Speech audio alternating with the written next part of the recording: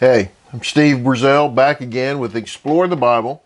We're in session number 3 of the winter of 2019-20, and today we're looking at Numbers chapter 20. Great passage, a familiar passage to you, most likely. One of about leadership, and one about God's call to us and following the need to follow His call, to listen to what He has to say and do things the way He says to do things, to follow what it is that God requires of us.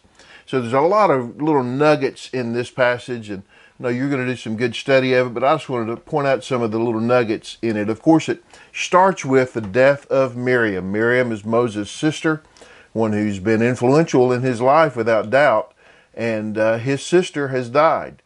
And it should not be lost on us that his sister has just passed away, and so we might consider what that was like for Moses, how that the emotions and the grief that he was going through when we pick up the story in verse 2. It says in verse 2, there was no water for the community. It's got a great, just clear, straightforward statement. Moses' sister Miriam has died, and the next verse, there's no water for the community. So they assembled against Moses and Aaron. The people quarreled with Moses and said, if only we had perished when our brothers perished before the Lord. Of course, they're speaking back to when they had rejected the entering into the promised land, and all the people that had that were killed because of that, Korah's rebellion, people that died there. They're speaking back to several things that happened here, and they're just this typical thing that the Israelites do. Oh, it's so terrible. We should have just died. I wish we'd ever died. But what I want to point out to you is, here's Moses' sister has died, and yet life goes on. And people don't show Moses respect or honor for the sorrow he's going through. This, folks, is what we call the reality of leadership.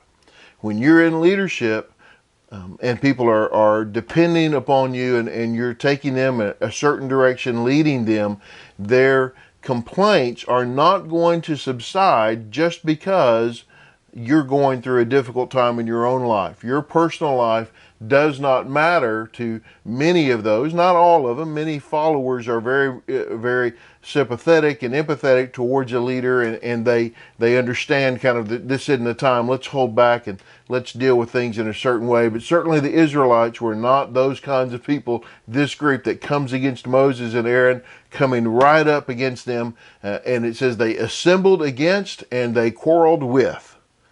There is no rest for your sorrow for Moses. They are upset, and everything is blamed on Moses. You look at the next couple of verses, and they're saying, you brought us here, and you did this, and you did that. Everything is Moses' fault. Have no recognition of God's work among them, no recognition that we were in slavery and now we're free, no recognition the Lord led us out of Egypt.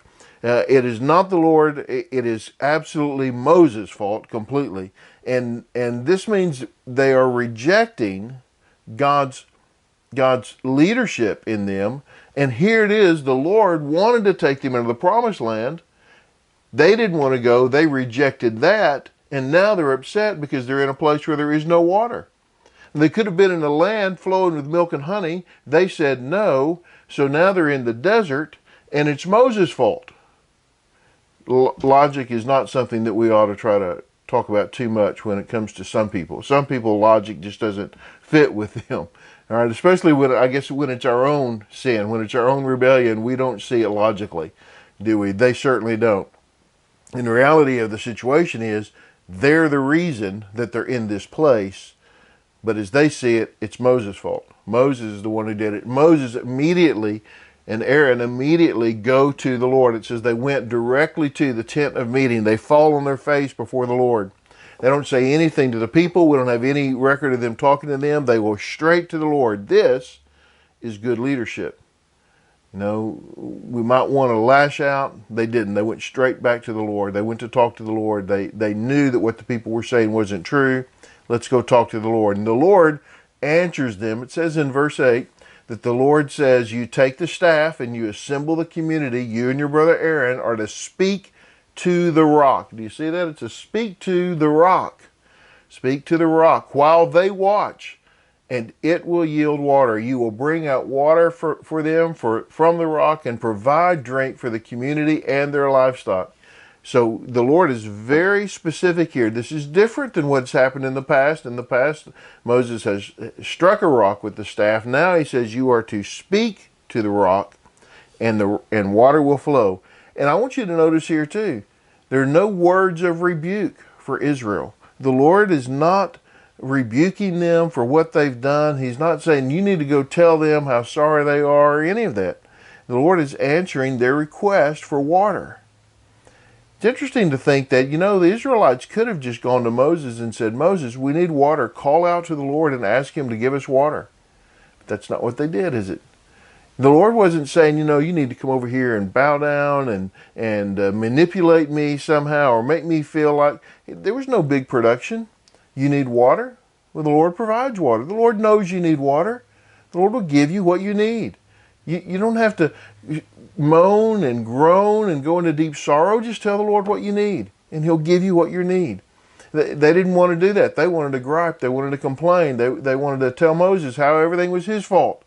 They weren't willing to just say, please go to the Lord and ask him for water because we need water and we know he knows we need water. He'll give us water. Please, Moses, give us water. That wasn't it at all. They had to moan and groan. They had to complain. And so the Lord, but what I love here is the Lord doesn't rebuke them. He doesn't tell Moses, go tell them off for that. He says, you just go talk to the rock. And I think that's why he wanted him to just speak to the rock. Because the Lord knew if Moses starts talking to the people, something's going to happen. And certainly that's what happens, right? That's exactly what happens.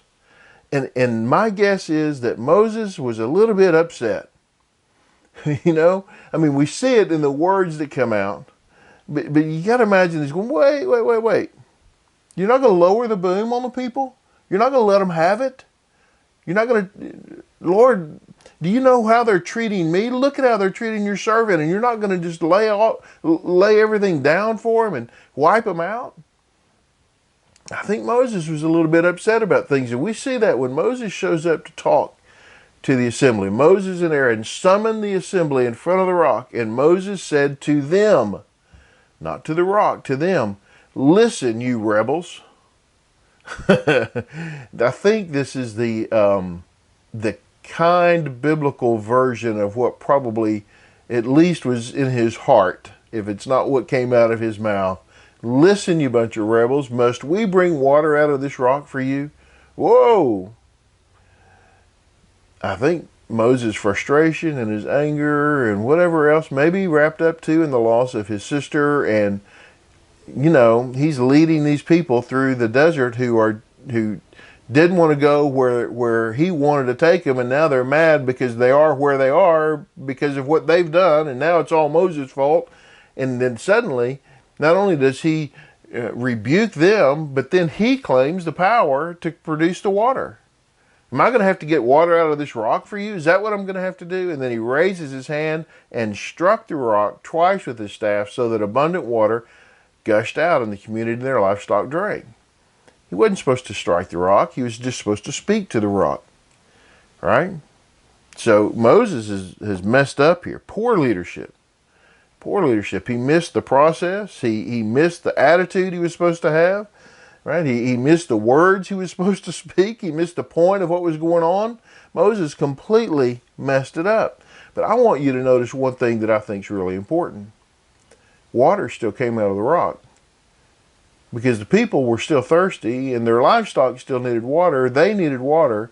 And even though Moses didn't do it the way the Lord wanted, the Lord still took care of the needs of the people. If the Lord wanted to embarrass Moses, he could have not put water out of the rock, right? Think about that. Moses comes down there, you bunch of rebels. Am I going to have to get water out of this rock? He hits it with his staff and nothing happens. Uh-oh. Public embarrassment for the leader, but God doesn't embarrass Moses. Now, Moses is going to get his. We'll read that in a minute. But the Lord still provides for the people because the people still needed water. And he still needed Moses to lead the people. He still needed Moses to be able to lead the people as they went through the next years in the desert. So he wasn't going to embarrass him, and he wasn't going to undermine Moses' leadership. I want you to think about that and how we treat leaders and the things that we do and things that should be done publicly and things that should be done privately, and maybe even as you think about leaders of leaders, how you treat those who are under you, staff members or others that have responsibility, and don't embarrass them publicly in a way that undermines their ability to continue to do the thing that you want them to do. The Lord doesn't do that. But the Lord does speak to Moses. Verse 12, the Lord said to Moses and Aaron, because you did not trust me to demonstrate my holiness in the sight of the Israelites, you will not bring this assembly into the land I have given them. The punishment for Moses because of this act is that he does not come into the promised land. He doesn't get to bring the people into the promised land. And why? Because he did not trust the Lord to demonstrate his holiness in the sight of the Israelites. Here's what I think that means. Moses' rebuke to the Israelites was out of a lack of trust that the Lord wasn't going to rebuke the Israelites. That the Lord was not going to get on to the people like he thought they ought to, and so the Lord was not going to demonstrate his holiness to the Israelites and their poor attitude, because of their poor attitude, because of the mistreatment of Moses. And so the Lord rebukes him. Moses, you didn't think, for some reason you thought that I would just let the Israelites pass, that I wouldn't show them my holiness. You didn't trust me to demonstrate my holiness, so you had to stand up for me in a sense. That was his sin. Not that he hit the rock. That wasn't his sin. His sin was that he didn't trust the Lord to do things the way the Lord was going to do them. He thought he needed to take care of business for the Lord. Well, there's a lot to think about there, isn't there? A lot to mull on. Maybe a harsh penalty. Yeah, but that's leadership. That's leadership. Hey, thanks for watching this week. I hope this has been helpful to you, giving you some things to think about. It's a great passage, lots of great stuff there. Thank you for teaching. God bless you for taking time to be prepared to lead people to know and understand what the Lord has to say and to follow him more faithfully. God bless you as you teach. We'll see you next time.